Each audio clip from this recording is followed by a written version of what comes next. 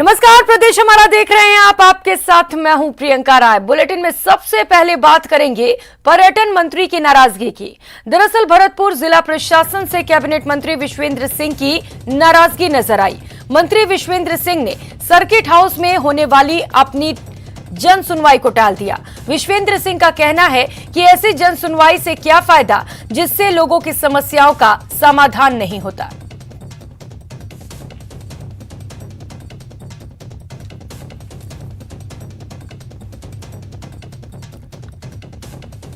वो केवल अधिकारियों के कागज लेने तक रह जाते हैं, उसका कोई अर्थ नहीं निकलता। जनता पैसा लगा के आती है, कोई मोटरसाइकिल पे आता है, कोई जाड़े में आता है, कोई गर्मी में आता है, कोई बरसात में आता है, अपना साधन लगा के आते हैं। लेकिन शर्म की बात यही है, उसमें कमल जी आपकी भी शिकायत है कि आपने मेरी कोई चिट्ठी थी, उसने आपने फेंक दी गई है। तो ऐसी चिट्ठी तो बहुत आती रहती है, आप मेरे बहुत प्रिय हो, लेकिन एक चिट्ठी मेरे पास आई, वो लेके आया, ओरिजिनल लेके आया, इसलिए मैं झूठ नहीं मानता इसमें। नहीं, आपने कहा बताया कौन होता है दस्तखत फर्जी है। विश्वेंद्र सिंह के फर्जी कोई चीज नहीं है, ये बता दूं आपको, ऐसा है। और अधिकारी चौकन्ने हो जाएं तो किसी को भी कभी झटका मिल सकता है। गरीब की सहायता नहीं करेंगे, गरीब की मदद नहीं करेंगे, भरतपुर की जनता की मदद नहीं करेंगे, चाहे वो कोई भी जाति हो, धर्म हो, कोई क्षेत्र हो, तो निश्चित रूप से उनके ऊपर तेज रूप से कार्रवाई की जाए। उधर भ्रष्टाचार पर स्कूली छात्र के एक सवाल का जवाब देते हुए मंत्री राजेंद्र सिंह गुढ़ा की जुबान से जो निकला उस पर सियासी उबाल आ गया। बीजेपी और कांग्रेस एक दूसरे पर निशाना साध रहे हैं। एक रिपोर्ट।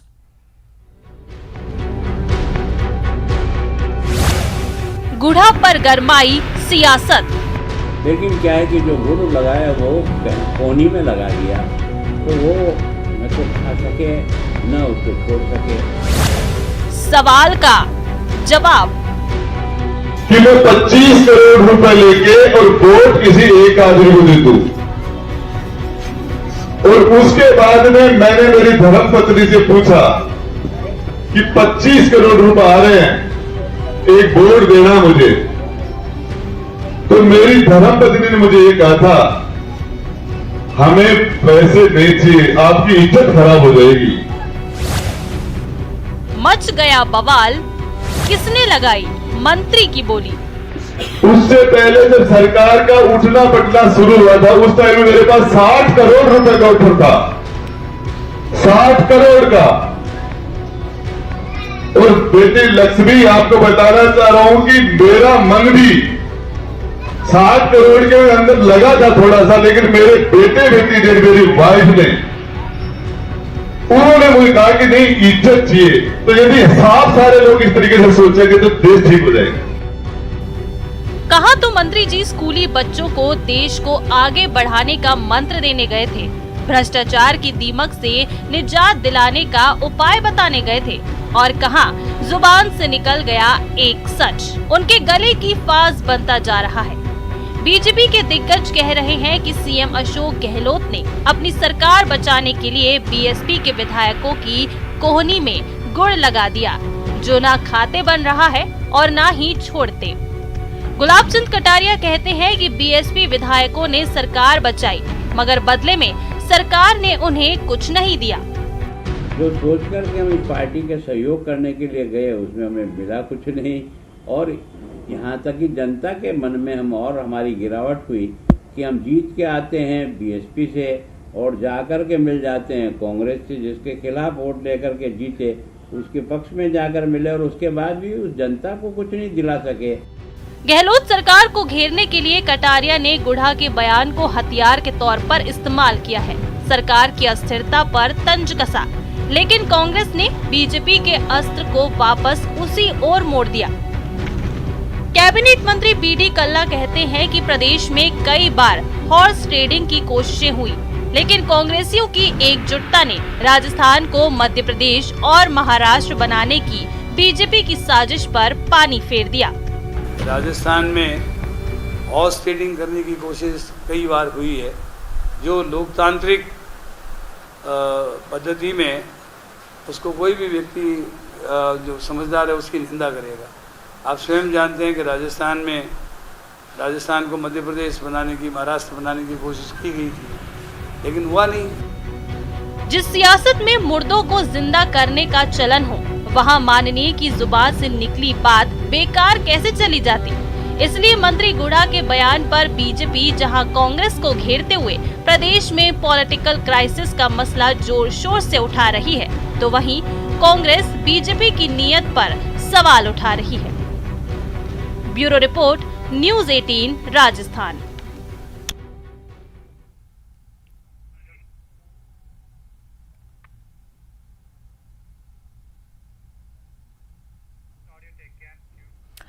और करेंगे अगली खबर का। सावन के महीने में नेताओं का ईश्वर प्रेम हर ओर उमड़ता दिख रहा है। नेता प्रतिपक्ष गुलाबचंद कटारिया की देव दर्शन यात्रा के चर्चे हैं। कटारिया सावन के महीने को पाप मुक्ति का सबसे बड़ा उपाय मानते हैं, तो कांग्रेस नेता कह रहे हैं कि ऐसा करने से पाप नहीं धुलने वाले, कर्मों का फल तो भुगतना पड़ेगा।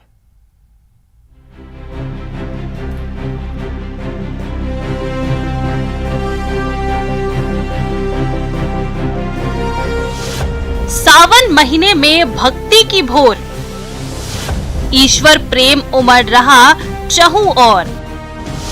मंदिर मंदिर दर्शन में जुटे गुलाबचंद, कल्लाजी कर्म में ढूंढते परमानंद।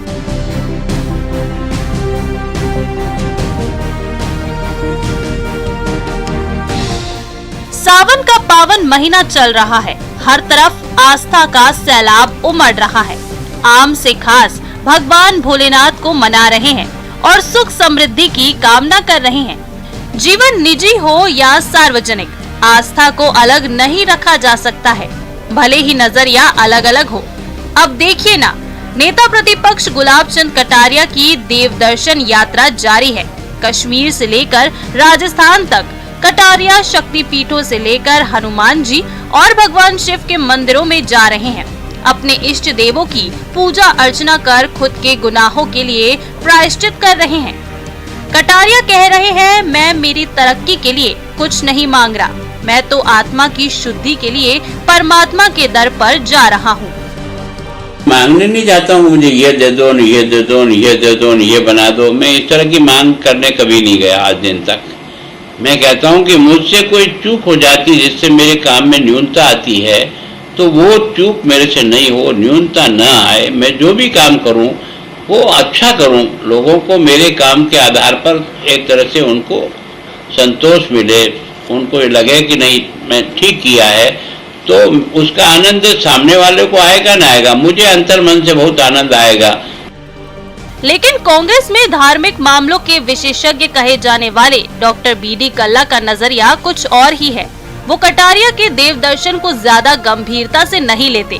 उनके मुताबिक इंसान तब तक ही इंसान है जब तक वो धर्म, अर्थ, काम और मोक्ष का लक्ष्य लेकर जीवन पथ पर आगे बढ़े। पूजा मोक्ष का द्वार है।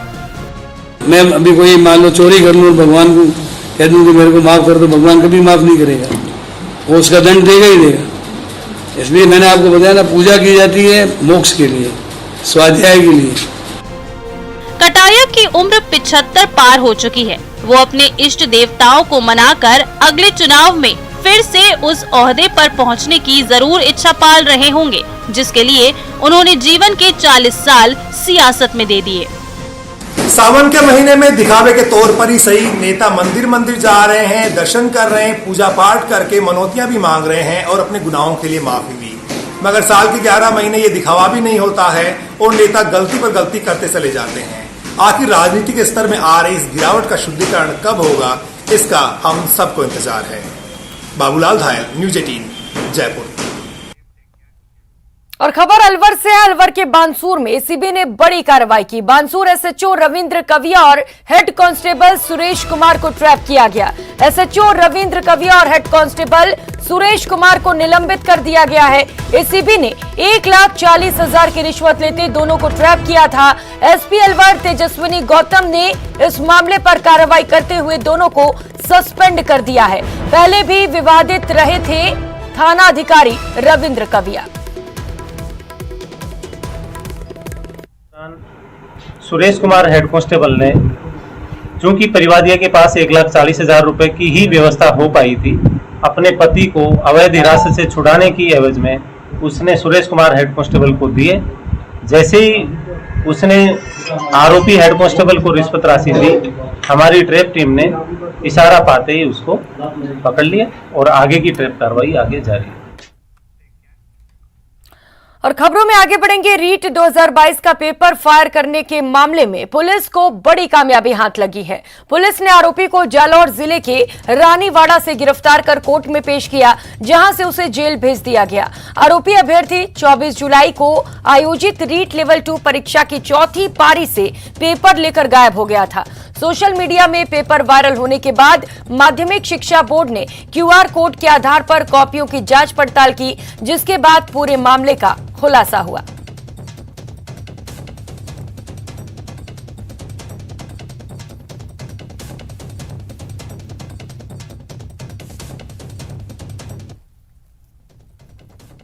लेवल 2 के पेपर है, किसी परीक्षार्थी के द्वारा डाइट सेंटर से फाड़ कर चोरी करके ले जाए गए हैं, जिनको सोशल मीडिया पर वायरल किया गया है। इस संबंध में रिपोर्ट प्राप्त होने पर अनुसंधान किया गया और इसमें परिवादी के बयान दर्ज किए गए और अनुसंधान से यह पाया गया कि रानीवाड़ा के बख्तापुरा गांव के सरवन खान उर्फ सरवण खान सन ऑफ जलाल खान के द्वारा डाइट में 24/7/2022 को चतुर्थ पारी के लेवल 2 के प्रश्न पत्रों में से कुछ पेपर गायब किए गए हैं। रीट पेपर लीक से एक बार फिर से जालौर कनेक्शन सामने आया है। इस बार रीट प्रति परीक्षा के अंदर जो सोशल मीडिया पर पेपर वायरल हुआ था, वो भी जालौर जिले से ही निकला था। इसकी जो जांच है वो माध्यमिक शिक्षा बोर्ड ने कर ली है।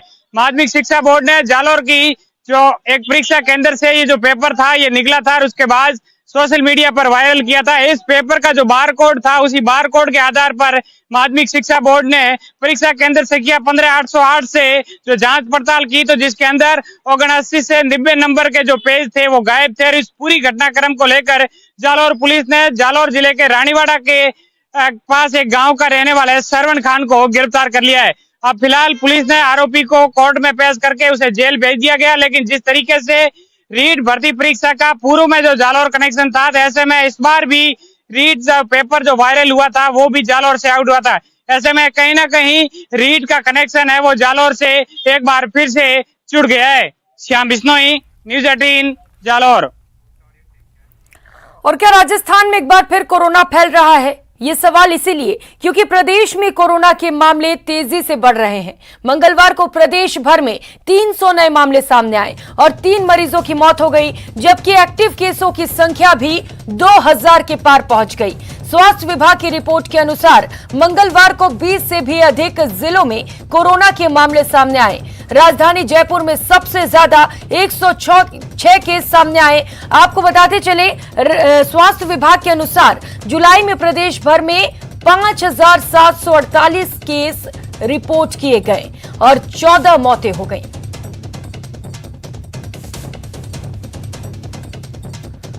तो लगातार प्रदेश में कोरोना के आंकड़े बढ़ते जा रहे हैं। महज 24 घंटे में आज प्रदेश में 300 नए मामले सामने आए हैं। तो कोरोना के आंकड़े एक बार फिर से डराने लगे हैं। ऐसे में न्यूज़ 18 राजस्थान आप सभी से अपील करता है कि सावधानियां बरतें। अगर घरों से बाहर निकल रहे हैं तो मास्क जरूर लगाएं और 2 गज की दूरी का पालन करें।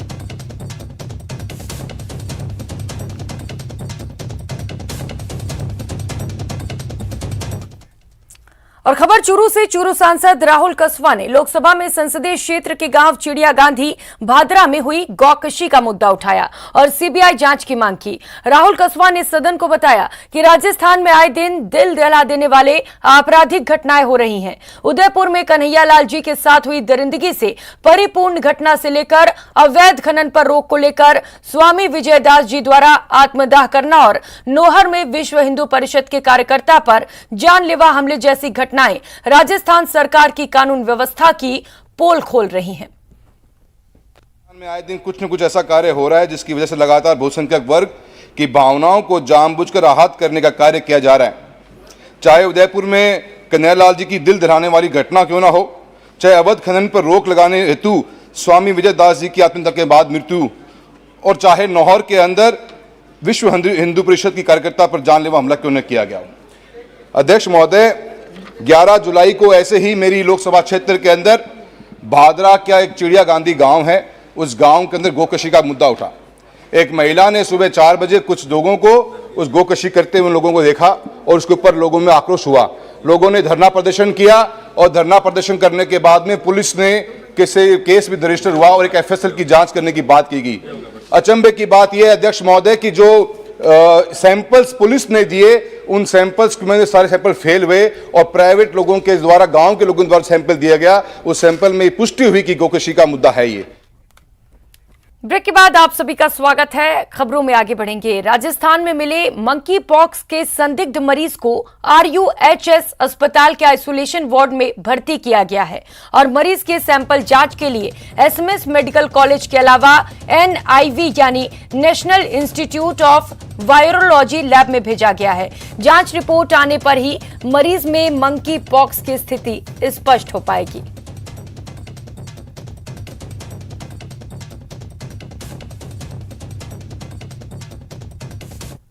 मंकी पॉक्स की संदिग्धता को देखते हुए, क्योंकि मोर और less clinical presentation skin rashes, lymphadenopathy, high grade fever, ये क्लिनिकल प्रेजेंटेशन को देखते हुए हमने उसके सारे सैंपल स्किन लीजन से, ब्लड, यूरिन, थ्रोट स्वाब, वो SMS medical college department of microbiology को हमने सेंड कर दिए हैं। साथ ही एक सैंपल कंफर्मेशन के हिसाब से NIV पुणे भी डिपार्टमेंट ऑफ माइक्रोबायोलॉजी के थ्रू भेजा गया है। पॉक्स के 2 सैंपल आ चुके हैं और मंकी पॉक्स के सैंपल्स के लिए हम उसको PCR के थ्रू उसकी रिपोर्ट करते हैं। उसमें से लीजन फ्लूइड, क्रस्ट और बेस ऑफ द लीजन और थ्रोट स्वाब के सैंपल लिए जाते हैं।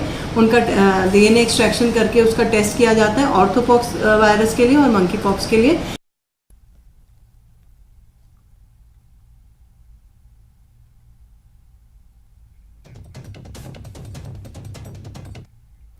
और खबरों में आगे बढ़ेंगे। राजस्थान अल्पसंख्यक आयोग के चेयरमैन रफीक खान ने अल्पसंख्यक विभाग में पिछले 4 दिनों में 4 अलग अलग संभाग क्षेत्र के दौरे किए। दौरों और रिव्यू बैठक पर प्रेस वार्ता की। उन्होंने कई जिलों के अधिकारियों के रवैये को लेकर खासा नाराजगी जाहिर की और कहा कि 15 सूत्रीय कार्यक्रम को लेकर हम लोग मीटिंग ले रहे थे, लेकिन मीटिंग में जिला कलेक्टर, SP और जिला शिक्षा अधिकारी मौजूद नहीं थे, जिनको लेकर प्रदेश के मुख्यमंत्री और मुख्य सचिव को शिकायत भेज दी गई है। 8 जिलों में मैं अभी तक घूम चुका हूं और जो पिछले 4 जिलों में जो मैंने ऑब्जर्व किया, वो जो रेशो, जो नुमाइंदगी एजुकेशन के अंदर होनी चाहिए, जो एम्प्लॉयमेंट में होनी चाहिए, जो स्किल डेवलपमेंट में होना चाहिए, जो महिला बाल विकास के अंदर जो साझेदारी होनी चाहिए, जो नरेगा में साझेदारी होनी चाहिए, उसमें मेरे को रेशो कई जगह काफ़ी कम मिला। तो एक का रूपरेखा बनाई गई है और ये सुनिश्चित किया गया है कि इसको कैसे प्रभावी ढंग से हर ब्लॉक लेवल पे जाके लागू किया जाए।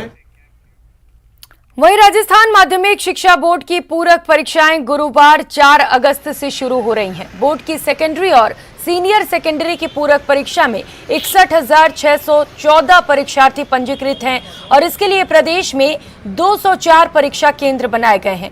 परीक्षा की गोपनीयता और सुरक्षा के लिहाज से प्रश्न पत्रों को पुलिस थानों में रखवाया गया है। बोर्ड की पूरक परीक्षा में सबसे ज्यादा सेकेंडरी के 43,473 परीक्षार्थी पंजीकृत हैं, वहीं सीनियर सेकेंडरी के 10,862 परीक्षार्थी पंजीकृत हैं। बाकी परीक्षार्थी वरिष्ठ उपाध्याय, प्रवेशिका और व्यावसायिक पूरक परीक्षा में पंजीकृत हैं।